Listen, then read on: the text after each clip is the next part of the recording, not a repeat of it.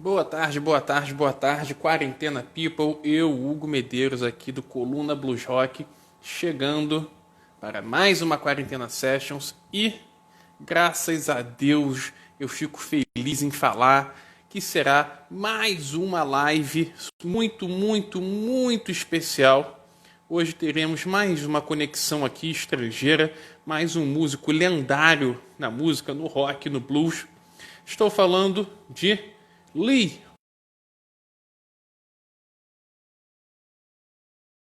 Blues. O cara. Opa. O cara tocou blues, o cara tocou funk, o cara tocou rock. Ele tocou com muita, mas muita gente boa. Então fico muito feliz de estar hoje aqui nessa live, podendo entrevistar um dos caras que eu mais admiro na música, que é o senhor Lee Oskar. Bem, lembrando, gente, já estou aqui lembrando a semana toda, mas não custa sempre lembrá-los que essa semana será a última semana de lives diárias. Porque, como eu já falei aqui, alguns já sabem, aqui no Rio de Janeiro, onde eu moro, a vida está ensaiando um leve retorno, ainda que muito michuruca. Hoje não, ontem os shoppings já abriram, hoje eu já fui à praia, devidamente mascarado e devidamente afastado das pessoas. Já deu aquela lombra de ficar depois da praia, de comer. Sabe-se lá Deus como que eu vou fazer essa live. Mas enfim, fato é que essa live será uma das últimas lives diárias aqui. Eu estou parando, falando, porque eu estou fazendo outras coisas aqui e meu tico e teco não funciona tão bem assim. Estou chamando aqui muita gente bacana. Chamei. Boa, Ivan. Ivan falou que só está no Mahavishnu porque Ivan Bucic, um dos caras que eu mais admiro, gente boa pra caramba, conhecido durante sua quarentena, eu dei para ele um pack do Mahavishnu Orquestra, devidamente autografado por um de seus ídolos, o senhor Billy Cobham. Então, acho que faz bem, Ivan. Faz bem, eu estou num momento de desapego, mesmo porque meu apartamento é minúsculo e eu não tenho mais como ficar guardando essa memorabilia. Coluna Blues Rock é demais. Não, você que é, cara. Você é gente boa pra caceta, bom coração. A Fiorella agora arrastando a mesa, a cadeira, fazendo barulho, agora rindo pra mim, vendo iPad com a sua camisa do Dumbo. Mas enfim. Hoje, então, como eu estava falando, temos uma entrevista histórica, Ivan. Lee Oskar, tenho certeza que você já escutou muito aquela banda War, aquela banda que contou com Eric Burdon, aquela banda interracial de 1970, uma banda que tocava rock and roll, tocava blues nem tanto, mas tocava funk, muito funk. Lee Oskar deve estar chegando aqui em alguns momentos, a assessora já falou comigo, hoje está tudo certo, ele acaba de entrar. Não, filha, a Nanda Moura não está hoje aqui. Agora vai para lá. A Nanda Moura, minha filha, ama Nanda Moura. Não sei se Nanda Moura ainda está aí. Mas, Nanda, minha filha, quer ser você. Ela fala que quer ser a Nanda Moura. Enfim, Nanda Moura é talentosíssima. Gostaria muito que ela fosse. Vamos lá. Vou chamar Mr. Lee Oskar right now. Let me see. With my poor English.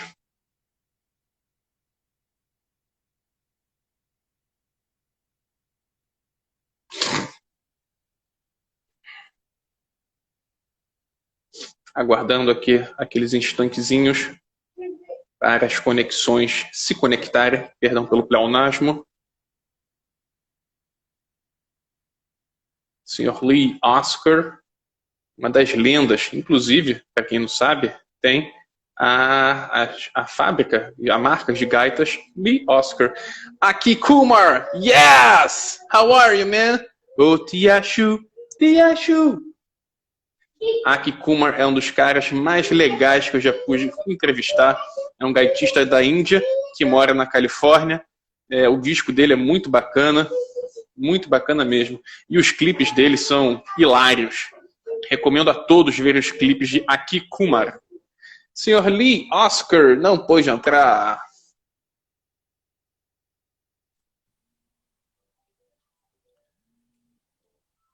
Sogra me ligando agora, provavelmente para falar com a minha filha, mas ela vai tomar um não aqui. Olha lá, filha, vem cá. Estamos aguardando aqui o senhor Lee Oskar. Ele já entrou, deve ter caído provavelmente, vou tentar novamente.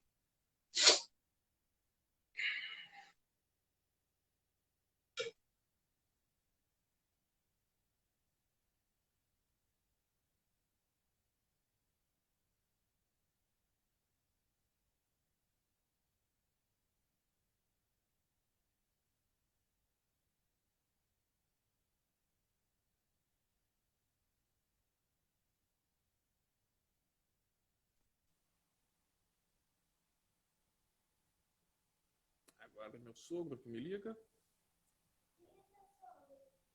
Meu sogro é teu avô.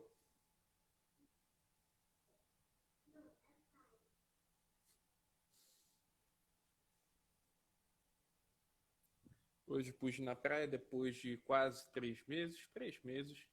Eu para pegar uma cor. Mr. Oskar, are you on your cell phone or on computer? Because Instagram Live doesn't work on computer. You have to use or iPad or cell phone. Falei aqui em inglês, não sei se vocês perceberam. Alessandro, vai te catar, rapaz.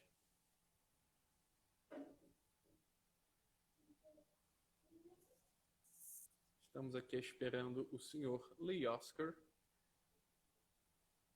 Infelizmente, pelo computador não funciona.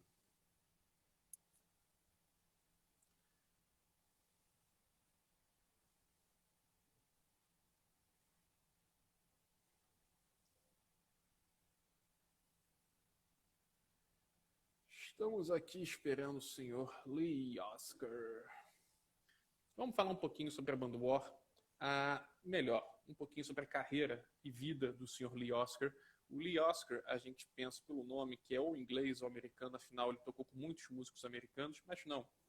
O Lee Oskar é um gaitista que é nascido na Dinamarca. Ele é dinamarquês. Ele começou a tocar gaita na própria Dinamarca e aos 18 anos ele acabou indo para os Estados Unidos. Isso, se não me engano, em 66 ou 7 ou 8, por aí. No final da década de 60, com certeza. Nos Estados Unidos, além de ele tocar nas esquinas e tal... Eu tô sem áudio, gente? O Junior Blues está falando que eu tô sem áudio. Como é que tá meu áudio aí, gente? Foi só o Júnior, é comigo.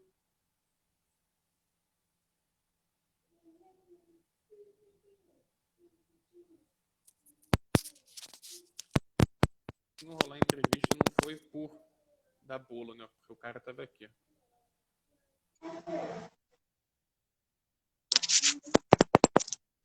O áudio voltou, agora começou.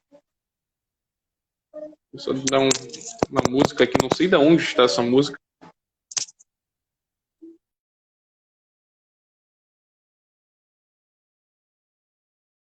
Começou a tocar uma música aqui no meu fone, não sei porquê. Áudio baixo.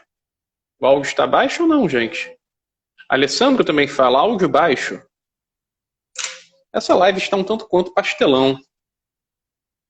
Será que eu posso decretar o final da live? Senhor Lee Oskar provavelmente estava no computador porque ele saiu. Então provavelmente ele foi atrás de algum celular. Beleza, agora tá ok. Estava eu falando aqui, Ellen. Ellen, para quem não conhece, é a maior enciclopédia de blues e rock que eu conheço.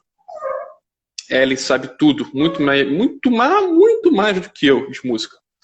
Portanto, ele foi, no final da década de 60, para os Estados Unidos, porque, evidentemente, ele percebeu que, para ser um gaitista de renome, então com os melhores músicos, ele deveria ir, sem dúvida alguma, para os Estados Unidos. ainda mais nos Estados Unidos, naquele final da década de 60, que estava explodindo socialmente, politicamente, musicalmente também. Portanto, em 1970, ele acabou conhecendo, não sei como, perguntarei aqui, o Eric Burdon. Eric Burdon para mim, está entre os 3 maiores vocalistas do rock and roll.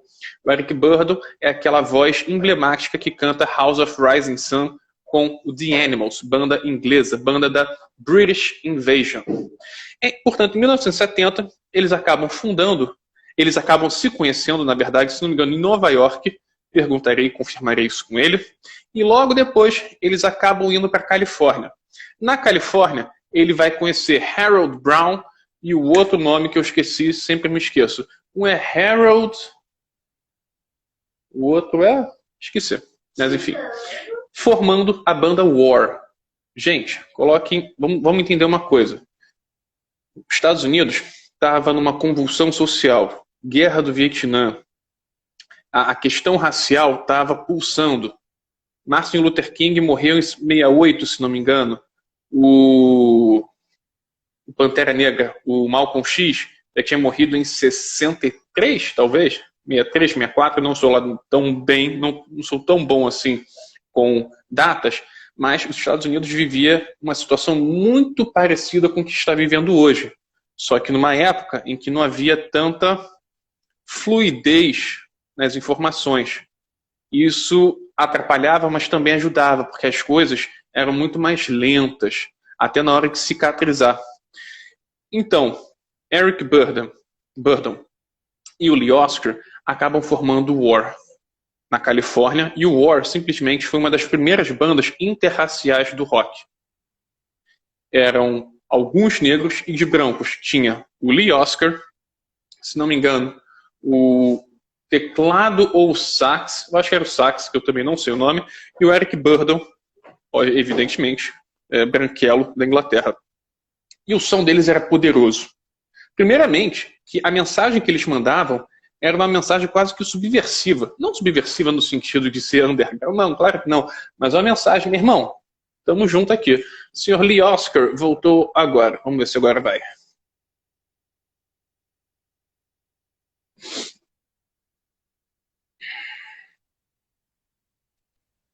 Agora foi.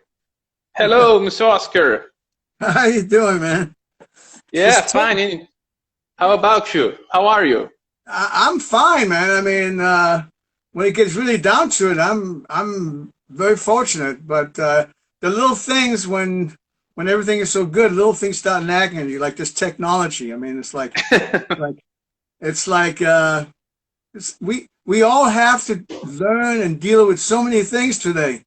You know, Yeah. when there was much less technology, the good thing about it is we didn't know too much. The bad thing was we didn't know too much. Yeah, exactly. It's both. Mr. Oskar, thank you so much for your attention. Thank you so much for your kindness. Thank you so much for your presence here. Brazilian blues and rock and roll lovers. Thank you so much. Okay, all right. You're welcome. I have never been to Brazil, but I would love to come to Brazil. I have just many different times there was reasons to go. Playing for Change, who we are associated with, Lee Oskar harmonicas. I don't know if you know Playing for Change. It's an amazing organization, and they're really popular in Brazil. So yeah. But anyhow, let's not talk about me. Let's talk about you. Let's talk about you for a moment. Okay? About me? Yeah. Okay. Okay. We can. Okay. Yeah, sure. Please. So my first question is, what do you think about my music? I'm just kidding. Please, it's wonderful, man, Mr. Oskar. Please don't joke with me. It's great. It's excellent. Yeah. It's a great musician's joke. You know, it's like let's not talk about me anymore. Let's talk about you. And you say, okay. And so I say, what do you think about my music? Well, thank you so much, Mr. Oskar. Thank you so much. Yeah. So let's begin in the beginning, please. You're from Denmark. How was your first contact with music? I mean, what did you listen to during your childhood? Radio. Yeah. That's it. It was all just to clarify why I say that, back in those days, you didn't think about categories of music. It was just music. It could be Björling singing an opera. It could be classical. It could be Perry Como singing Melody d'Amour, or it could be Ray Charles or Louis Armstrong. It was all music. Nice. Yeah. And when and how did the harmonica get enter in your life? When I was 6 years old. Do you want me to elaborate on that, or? Yeah, please. Well, when I was 6 years old, in Copenhagen, that was the in thing. Harmonica was, that summer was the in thing, was harmonica. And everybody had one. I got mine from an American who came to visit my family, and I fell in love with it. And the next year, I think it was the hula hoop, but I played harmonica. And next year was the yo-yo, but I kept playing harmonica. So Yeah. to me, harmonica has been my voice from 6 years old all the way through now. It's never stopped. Yeah, it's like me with beer. Ah, but there's a thing about beer. Everybody thinks their beer is the best. So a good beer joke is you have three CEOs, beer CEOs, and yeah, you have three CEO beer having dinner together. Okay. Okay, and one is the Brazilian beer company. Let's just say X. I don't know the name. X. Okay. And then it's Coors and Budweiser, and they're having dinner together. And the waiter says to Budweiser, "Mr. Budweiser, would you like a Budweiser beer?" "Yes, please." "Mr. Coors, would you like a Coors beer?" "Yes, please." Mr. X, that's the Brazilian CEO. Yeah. "Would you like an X beer?" "No, thank you. I'm going to have a Coca-Cola." So then the other two CEOs, Coors and Budweiser CEOs, ask, "Why aren't you drinking a beer?" And the X, the Brazilian beer company, says, "Because nobody else is." Right? Right. Okay. Fantastic. And Mr. Oskar, how was the movie to America, and why did you move to America? I came to America specifically to make my dream come true, and that's music. That's how I came. And which year was? I came to the United States in 1966. 66, okay, nice. Time. Yeah, I was talking here on our live that at that time, America was exploding socially, politically, musically also. It was a creative, it was a conservative explosion in America. Yeah, basically the two places in the world that the music industry was very prevalent was either UK or United States. And I wanted to come to the United States so bad to make my dream come true. And I did. Yeah. Yeah. Congratulations. Thank you. Thank you. Thank you. And I think Eric Burdon. Oh, no, so sorry. And how did you meet Eric Burdon? The short story is I was in Los Angeles, pretty much on the streets, still trying to knock on doors to try to make it. And there was one club called The Experience that had jam sessions every night. And they would let me in for free, and I would sit in with a band called the Blues Image that just came from Florida, and Eric Burdon would come in, and so Eric, myself, and this band Blues Image would jam every night. And then when Eric decided to put a new band together, I was there with him. And we went to a club called the Night Shift, the Night Show, and a band called the Night Shift. We went to here, and I jumped on stage. And the next day, the band, Night Shift, and me and Eric sat around a swimming pool. My dream come true, and we called it then Eric Burdon and War. Yeah. In my opinion, one of the most powerful bands ever. It was insane. Thank you. Thank you very much. I think Eric Burdon is the most versatile singer in rock and roll, because he could sing rock, blues, funk, R&B, soul. Could you talk about the Eric Burdon as a musician, the musician Eric Burdon? Yeah, Eric of course, he was he was on the same level as Mick Jagger, anybody else as far as popularity. Eric Burden was like, you know, the Animals. Uh, but what I was very fortunate is because Eric was always improvising. And the nature of me when I play music, even if it's the same tune, I always got to be in the moment. So when you play in a moment, you play for real, and there's no such thing as mistakes then. And that's the same with Eric. I mean, I got liberated because a lot of people will play with very structured things. And my first introduction to really making it a business, performing with Eric, and that, fortunately, he allowed me to be in a jam mode, and that's where we all were. We would make stuff up every night. It was never the same thing. Yeah, I have already did an interview with Eric Burden. He's a very sympathetic guy, person, musician, and he told me that he used to listen to a lot of jazz. So jazz is more like improvisational music, right? Well, it's whether it's vocal or instrumental, improvisation. There's an attitude. You can call it jazz, and if it's not jazz, then I would say it's elevator music. Yeah, It's one or the other. Yeah. Now, just to mention one thing, you know, Eric Burden and War, we were the first band that's tied to the rock and all that stuff that played a very hardcore jazz club called Ronnie Scott's, and that's where Jimi Hendrix when he last played was with us. Yeah. But that was because we were they couldn't put a name on what music we played. Eric Burden and War. We were just, and War the same thing. We were everything, you know. So back then, now they call it world music, but back then they would have it jazz, blues, street. I mean, they had this long line just to categorize music, you know. We were in the moment. We were just doing music, man. And so the jazz club loved it. They embraced it. Yeah. For me, it was music with capital M, music. There you go. Yeah. Now, could you talk about how War was born? I mean, all the musicians, all that chemistry. Chemistry is a very important thing.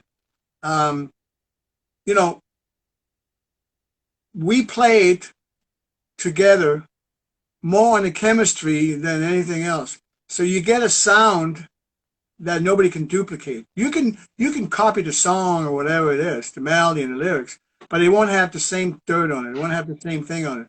Because the personality of the way I play harmonica, for example, or the way BB played the bass, or Howard on the guitar, or anybody in the band, nobody could play the same way. We can't play the same way twice ourselves.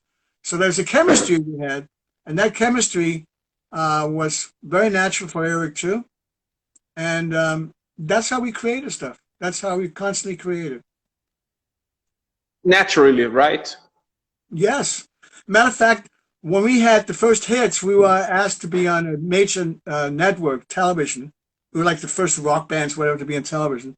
And they didn't know how to prepare because they were doing the cameras to get the angles of all of us playing, let's say a Cisco Kid or something like that, you know, one of our tunes. And then after they have gotten it down where we're playing, then they were going to video it. But we're playing now 10 minutes into a song, and we're just getting started. and the producer is waving, and finally we open our eyes, and we were all pissed off because they interrupted us. And then the producer says, your record is 3 minutes and 58 seconds. And we had to go back in the green room and listen to our own single, and we could never play the same way twice, you know. So, yeah, that was, yeah. Fantastic. You guys, as I said, did a powerful funk with rock, Latin music, psychedelic. The band was formed by black and white musicians. At that time, it was extremely subversive, right? I was the only colored guy in the band, yeah. Yeah. That's... My father called me, "You're the only colored guy in the band." Now this, the racial things, which is terrible. Anything that's invasive. It doesn't matter if it's black, white, Jewish, or anything. Anything that is sabotaged and humanity. Yeah, I mean, and it's terrible, and it still exists, and it will always exist because that's part of the DNA of human beings. Unfortunately, they take sides, and then something gets discriminated. I would bet yeah, you once music, I believe music instead of politicians, music will make peace in this world. But after I music has, agree. but after music has made peace in this world for a while, the human nature, the DNA is going to start again. Because then it's going to be a world war fighting. It's going to be A minor, and somebody else say, no, it's going to be C. Yeah, So now there's A minor people and there's C major people, right? I mean, it's so outrageous what people inflict on each other and humanity by believing or taking a side, and then it's terrible. So racial stuff will always happen, unfortunately. And yeah, in this country, when I was part of war, I was not self-conscious about that stuff. But there was a lot of people that would bring stuff like that up always to me yeah, about, yeah. how is it a white guy can be with a black band? And it's like, it's crazy. Yeah. That Tobacco Road video, whoa. I'm a school teacher also, too. Ah, And I'm a school teacher, right? yeah. And when my students ask me about what is rock and roll, what do you like in rock and roll, I always answer Tobacco Road, War, YouTube. Because, man, it was insane. It was a train bullet. But forgive me for saying this. I mean, I know you focused on that, but I got to tell you, you got a big country with a lot of different cultures as well. It's America, and in Brazil, you got all these different amazing music. I mean, Yeah? I love playing some of the Brazilian stuff. I mean, this, and no matter what you want to call it, if you're playing it for real, I don't care if it's what instrument it is, or if it's Brazilian or East Indian or whatever it is. If it's for real, that's the blues. Yeah. That is the blues. Speaking of blues, Ivan Márcio is here. I'm sorry? Ivan Márcio. Oh, Yeah, the harmonica player. I love his playing. Yeah. Yeah, me too. Is he on the show? He's here in our live. He's here. Oh, cool. He sent some messages, and Aki Kumar, the harmonica player from India, is also here. Love it, man. Yeah, me too. You're becoming the international journalist of music, huh?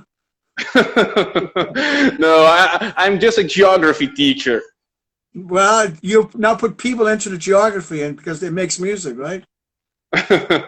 Yeah.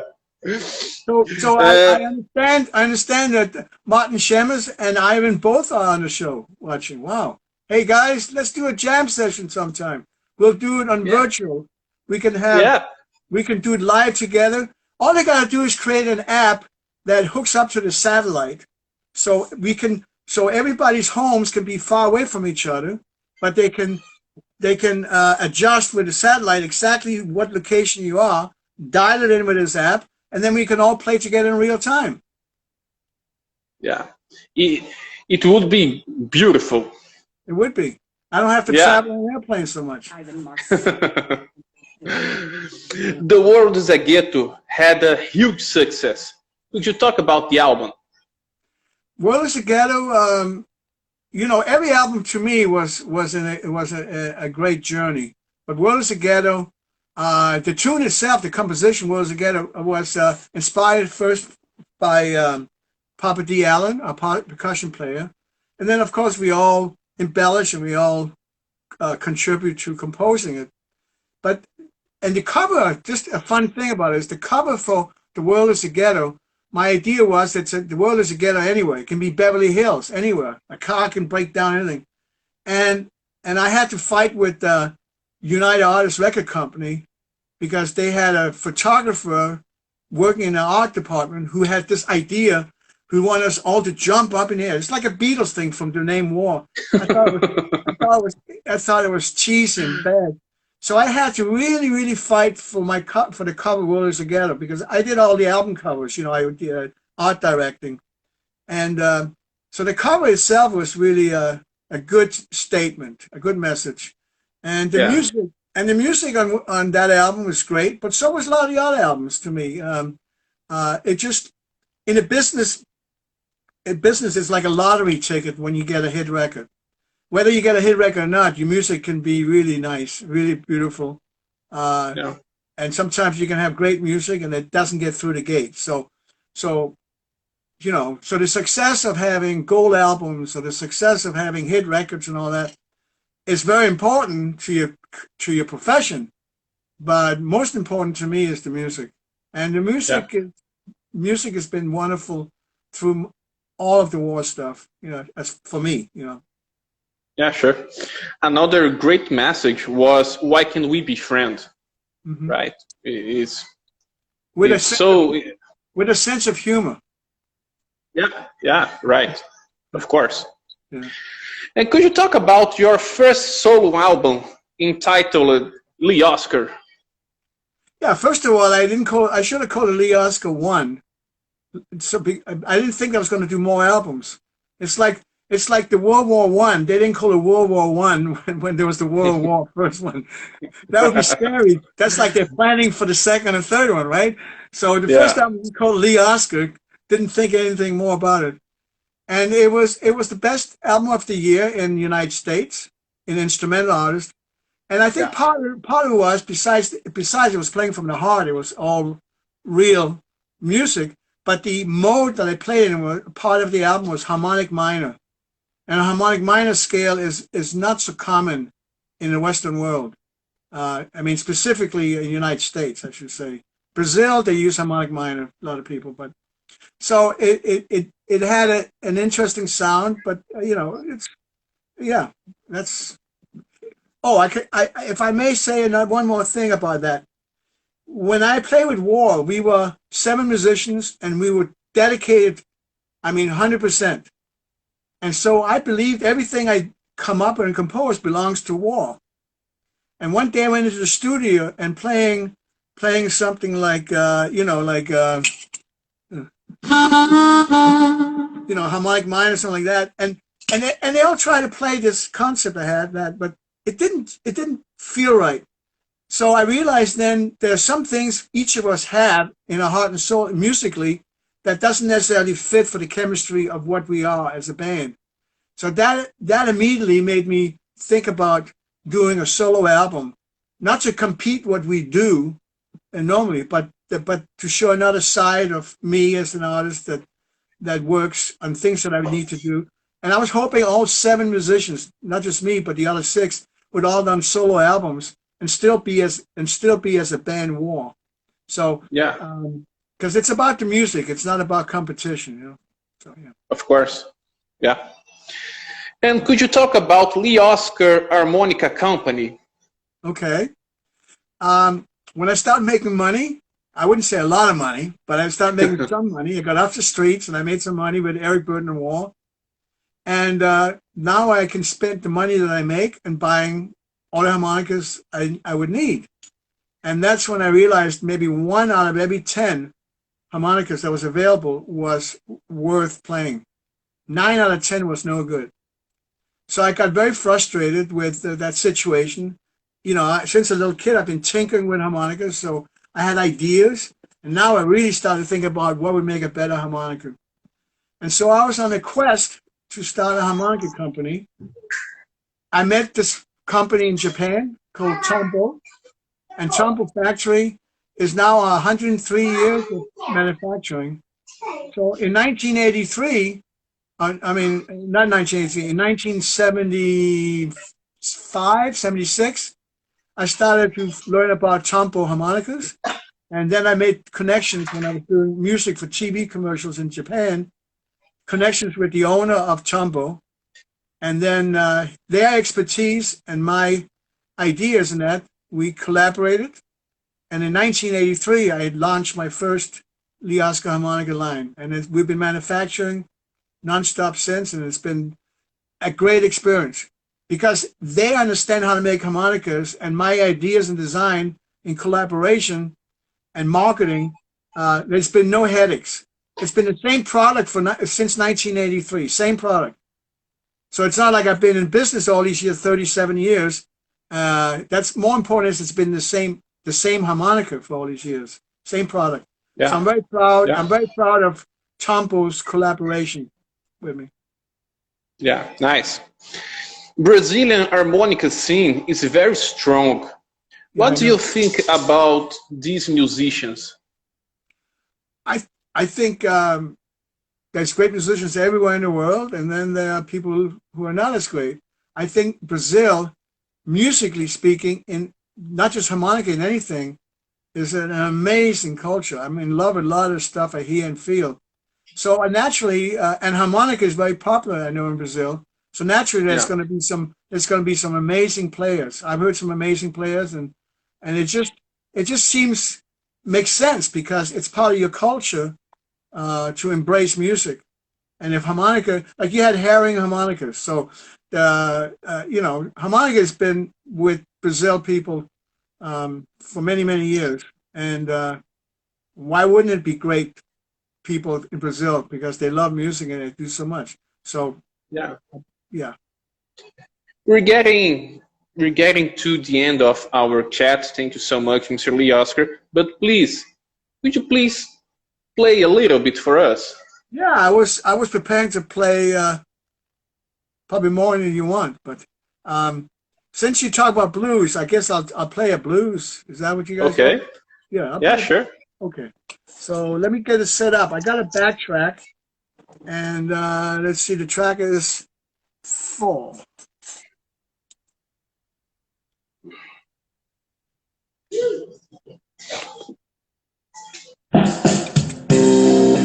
Can you hear that okay? Yeah.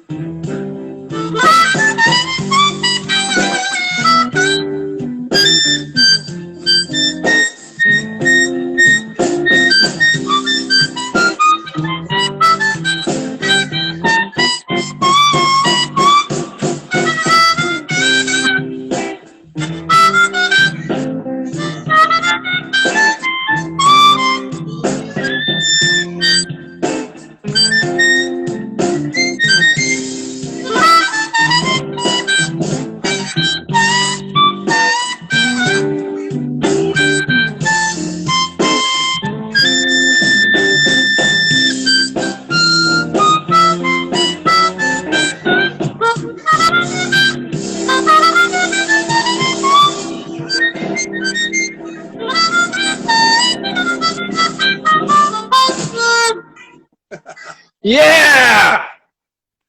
Yeah! Play one more lowrider. Oh, let's do one more. Here, my wife just one more, and I'll let you just say.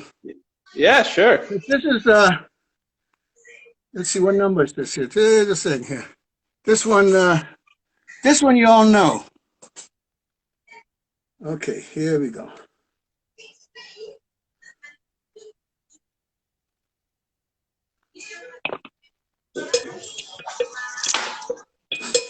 Yeah. You know this one? Yeah. Lowrider.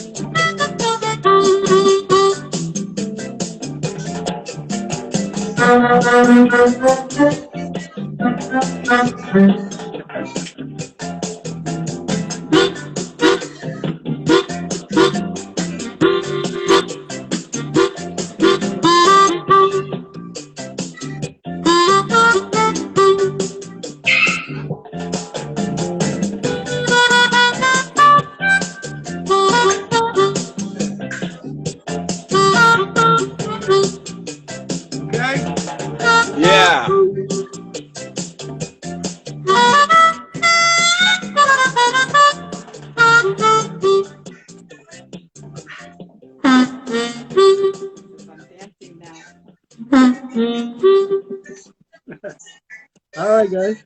Whoa. Thank you so much, Mr. Lee. Thank you so much, Mr. Lee. You're welcome. Thank you. Thank you so much for your attention. Where in Brazil do you live? Where in Rio de Janeiro. Where? Oh. Rio de Janeiro.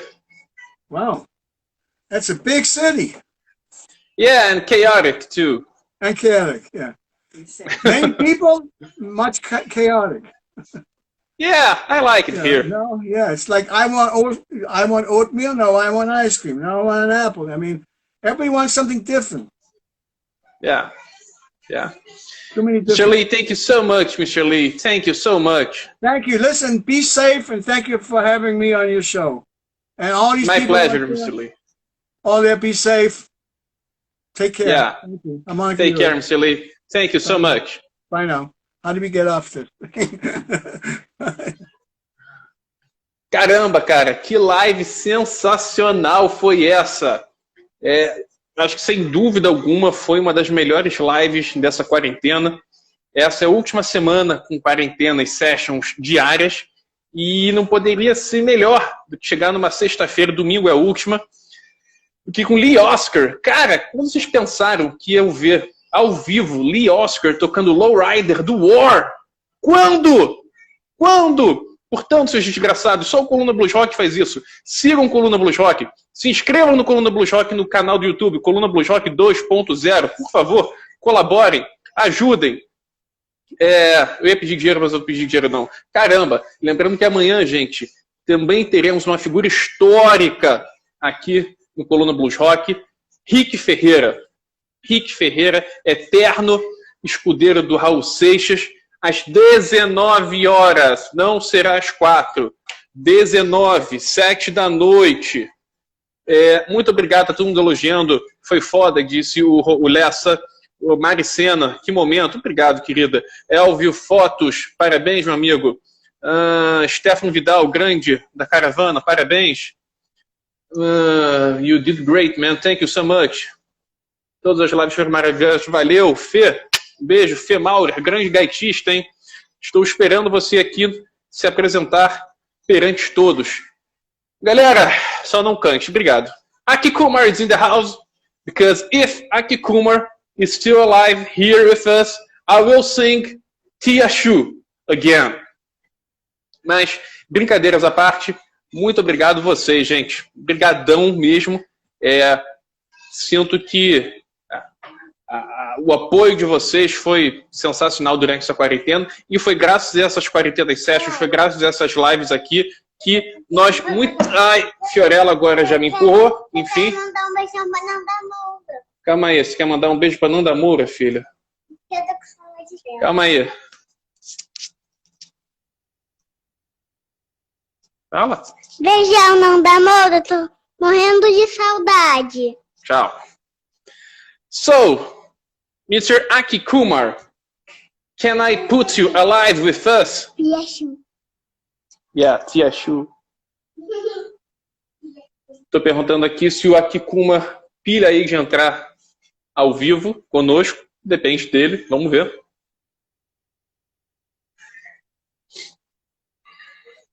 A minha filha tem paixão, ela venera a Nanda Moura aqui do Rio. Ela fala que quer ser igual a Nanda Moura. Yeah, you're in bed, man. Yeah, because bed? You're in Los Angeles. Los Angeles are noon. Are you sleeping at noon? Come on, aqui. Come on. O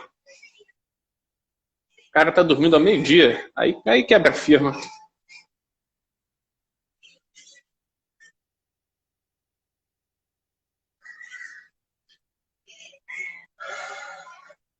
I think he was in desert, yes. His video clip. Questão é o seguinte, hein? Qual gaitista não estava no script? Qual gaitista vai entrar aí para fazer dar uma palhinha? Porque a gravação aqui, a live, termina em 5 minutos. Vamos aproveitar esses 5 minutos.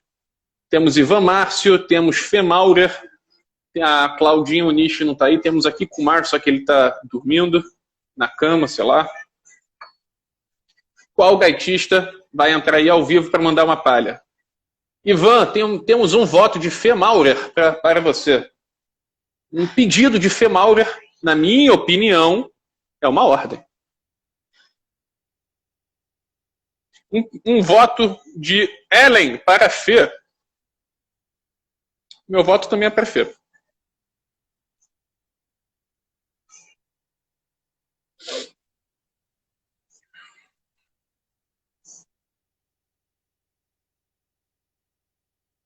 Ivan? Fê? Alguém? Senão acaba aqui. Ah, e até o Ivan tá pedindo a Fê. Eu vou chamar a Fê. Se ela vai atender ou não, aí são outros 500.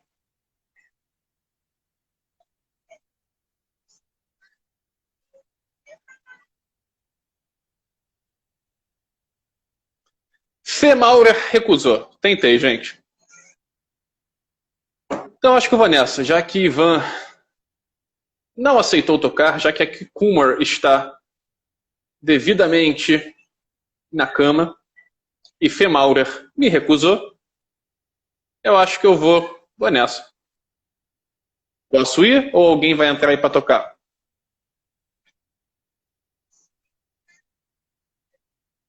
Fê, deixa de bobeira.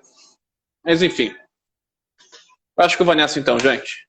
Valeu, amanhã chama o Ivan? Ok, vou chamar o Ivan.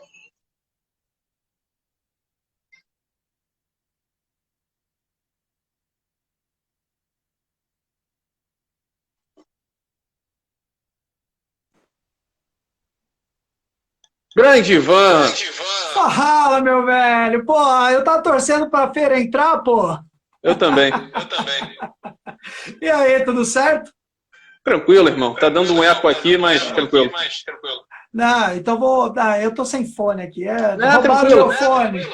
Faltam 3 minutos para encerrar aqui a live. Mas só pra dizer, cara, a esposa do Lee Oskar, ela mandou mensagem pra mim, eu tava dando aula. E aí eu peguei meio que o final da entrevista, achei maravilhoso, cara. Que show de bola, meu, adorei.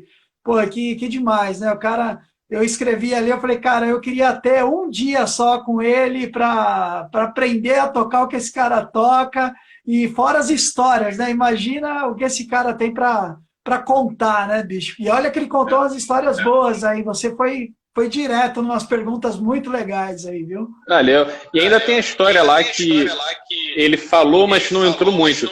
A última apresentação em público do Hendrix foi ele deu uma canjinha no show do War. No dia seguinte ele apareceu morto. Puta, olha só. Essa eu não sabia. Caramba, que animal, cara. É demais. Eu acho que, olha, vou falar para você o seguinte, cara, é só parabenizar e dizer aí pra galera que, pô, para nós é uma satisfação enorme ter acompanhado essa live aí com o Lee Oskar, porque, olha, tá de alto nível, viu, cara? Todas as lives aí que você tá fazendo, meu amigo, demais, viu? Parabéns, eu estou aqui tentando ligar o meu computador para dar a base, mas está também embaçado. Então nós vamos de acústico mesmo, que vai ficar legal. Já que o Aqui está dormindo, né, pô?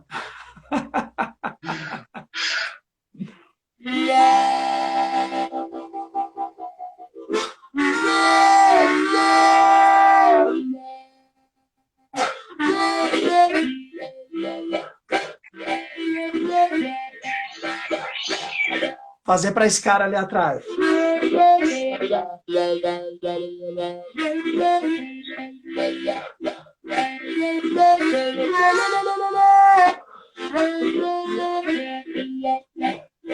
Bye, bird. Bye, bye, bird. Bye, bird. Bye, bird. Bye. Bye. Bird.